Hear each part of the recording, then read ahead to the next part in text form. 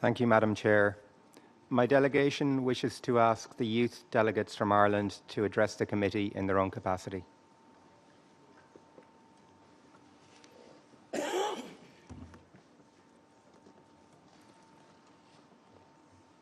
Diagwich, Madam Chair, distinguished delegates.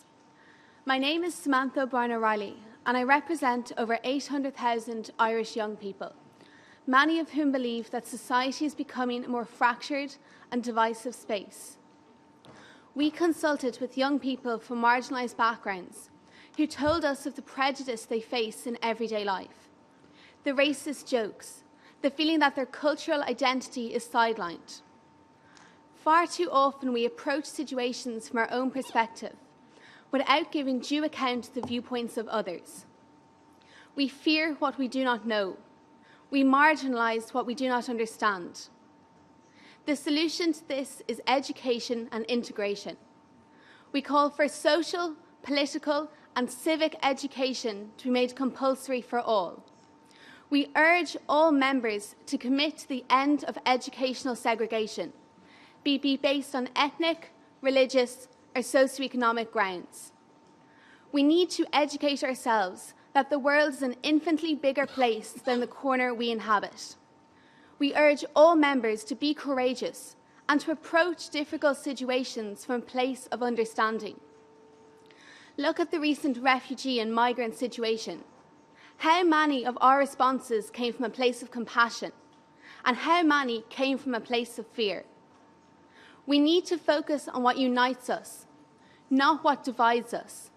We need to recognise the common humanity that exists in all citizens of the world. We thank the UN for the work it has done so far in the area of gender equality. However, we urge each member to remember that this battle is far from over. As a young woman, why must I face a future where I am less likely to be paid the same as my male colleagues, where I am less likely to be a parliamentary representative, where I am more likely to experience sexual assault, all by virtue of my gender? When we imagine the just, sustainable and more secure world that we want to live in the future, remember that we will never achieve it by excluding certain sections of society, be they women, refugees, migrants or other marginalised groups. I thank my colleagues here today who have committed to building a future that leaves no one behind.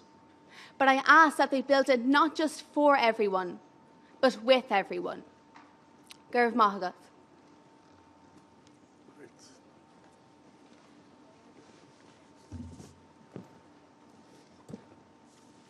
Madam Chair, distinguished delegates, what should be the priorities of those in power? That's the question I asked to the numerous young people I consulted before my departure to the United Nations. The question wasn't met with silence or difficulty. Rather, it was met with enthusiasm, passion, and a willingness to be heard. Unsurprisingly, the priorities varied for each young person, with issues relating to housing, equality, education, employment, and identity being highlighted.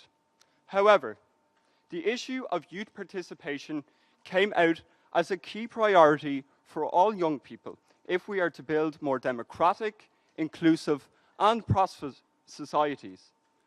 Furthermore, young Irish people are fearful of what the future may hold for them and their European identity.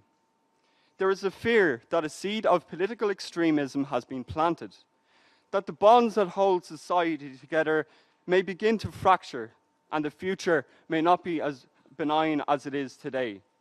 This can be seen in many places close to home. Measures implemented to support youth participation will help counter extremism. Through the Sustainable Development Goals and global citizenship education, young people must be engaged, included, and have ownership of actions and activities in their countries, regions, and world, so that they may become agents for change. Let's start with the implementation of compulsory student councils in all educational institutions. Let's ensure that youth organisations be not just run for young people, but also run by young people, that educational institutes recognise civic engagement as a way to gain credits, and let us ensure the establishment and strengthening of regional youth councils. Many politicians may not realise this, but the reality is they need us. They need young people to provide the solutions to age-old problems and fresh perspectives to a world that finds itself questioning its identity. My experience of being a United Nations Youth Delegate for Ireland has taught me that young people place their trust in Ireland, place their trust in society, but they ask that society place a little more trust in them. Thank you. Gracias.